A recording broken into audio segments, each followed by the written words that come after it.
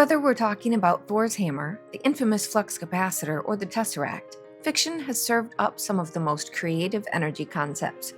Here are some of the hottest energy sources that mostly exist in super cool fictional realities. For now. Number 1. The Flux Capacitor. Everyone knows that the flux capacitor requires 1.21 gigawatts. Yes, gigawatts, not gigawatts, of power to travel through time. How does it get so much power? Lightning strikes, of course, which power up the capacitor. You might be surprised to know that scientists have actually made a flux capacitor on 2 occasions, but unfortunately not to travel through time. The real device, which looks a lot like the flux capacitor, is some type of electronic circulator that can control the movement of microwave signals. Disappointing, right? As for the real, or rather not real, time-traveling capacitor, the lightning bolt would generate about as much energy as a cucumber. Why? Because while lightning strikes do pack a wallop, in terms of watt-hours, it's not so much.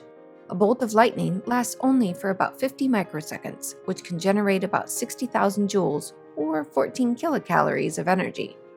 So a flux capacitor sounds great, but we're sorry to say that a lightning strike doesn't have enough power to send you through time. Number 2. The people battery. In the movie The Matrix, humans have been enslaved as a power source to feed the hungry machines that have taken over the planet. The humans are alive, but are in pods connected with hoses and wires, a scenario designed to harness their energy while keeping their own energy use to a minimum. Unfortunately for the robots, people are mostly lousy at converting fuel to energy. In fact, people are only about 25% efficient at converting energy.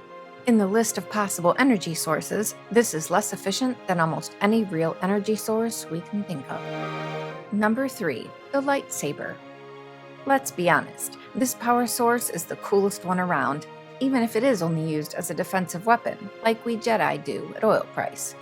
If you act on behalf of the dark side, the lightsaber, of course, is an offensive weapon. So we're not talking about powering up a city or a world or anything, or even a light bulb. We're just saving lives and limbs. Lightsabers create energy from their main power source, a diadium power cell, which is located in the space below the light in the hilt. The diadium power cells are naturally recharging. A kyber crystal then focuses that energy and contains it. We don't know how much energy it would generate, but the geek in us can tell you that Qui-Gon Jinn used his saber of light to cut through blast doors that were over a meter thick. To melt just 0.87 cubic meters of conventional steel, it would require approximately 1.69 gigajoules of thermal energy, which is about the equivalent of 120,000 AA batteries, 67 Tesla power walls, or 1 nuclear reactor. Number 4. The Death Star. While we're on the subject of Star Wars, let's talk about the Death Star. It's round, it's huge, the size of Wales for all you British Star Wars fans, and according to an actual petitioner to the former Obama administration, it would cost $850 quadrillion to build. And what would your money get you? Only the power to destroy an entire planet. If it were possible, and we're certainly not saying that it is, it would take joules in the amount of 10 to the 32nd power to fire up its planet-wrecking laser or jump into hyperspace. A quick laser recharge would take 72 million times the amount of power output available on Earth, so we don't see this as a viable power source anytime soon, or even a long time ago.